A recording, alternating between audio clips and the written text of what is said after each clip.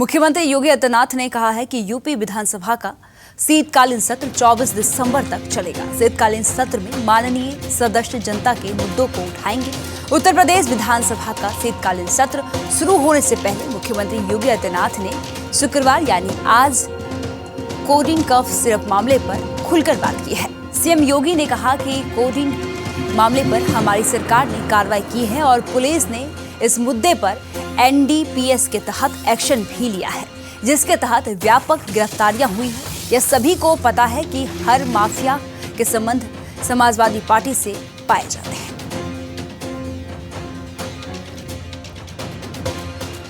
भारत के संविधान के अनुसार मान्यता प्राप्त होने का नोटिफिकेशन एक ही तिथि इस महत्वपूर्ण इवेंट के लिए है और उत्तर प्रदेश की विधान मंडल में इस पे चर्चा इसलिए अत्यंत महत्वपूर्ण होगी।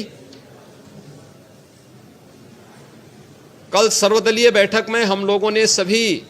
दलीय नेताओं से इस बारे में अनुरोध किया है कि सरकार प्रत्येक मुद्दे पर चर्चा कराने के लिए तैयार है। सरकार विकास से जुड़े हुए मुद्दों पर एक सकारात्मक रुख है और सभी दलों का हमें विधानसभा सत्र को संचालित करने के लिए उनके सहयोग की भी अपेक्षा है। देश का सबसे बड़ा विधानमंडल सुचारू रूप से संचालित हो और ये अब तक लगातार एक सही दिशा में आगे बढ़ा है, क्योंकि लोकतंत्र से जुड़े हुए पवित्र स्थल जब चर्चा पर चर्चा का विषय बनते हैं तो जन विश्वास पर जनप्रतिनिधि खरा उतरता है। हमारी इच्छा थी कि सत्र अधिक दिन चले, लेकिन माननीय जनप्रतिनिधिगण ज्यादातर वर्तमान में मतदाता सूची की जो विशेष पुनरीक्षण की कार्रवाई चल रही है इस कार्यक्रमों में लगे हैं और यह लोकतंत्र की शुचिता, पारदर्शिता और प्रभावी होने के लिए अत्यंत महत्वपूर्ण भी है। तो विभिन्न जनप्रतिनिधियों ने इस संबंध में अनुरोध भी किया था कि आवश्यक विधायी कार्य और सप्लीमेंट्री डिमांड्स के साथ ही कुछ महत्वपूर्ण अन्य कार्यों को लेने के बाद वंदे मातरम पर चर्चा परिचर्चा के उपरांत अगर इसे हमें आगे के कार्य के लिए एसआईआर की इस कार्रवाई को जो भारत निर्वाचन आयोग के मार्गदर्शन में चल रही है इसके लिए समय मिल जाता, तो इसलिए इसे आज से 24 दिसंबर तक विधानमंडल की इस कार्रवाई का हमने सत्र रखा है और मुझे पूरा विश्वास है कि यह सत्र उत्तर प्रदेश विधानमंडल के साथ ही उत्तर प्रदेश के विकास के लिए एक महत्वपूर्ण सत्र साबित होगा।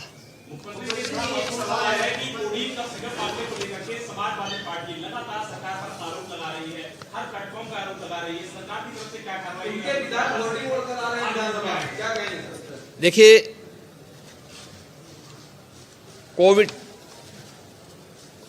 कोडिन फास्फेट यह एनडीपीएस के अंतर्गत आने वाला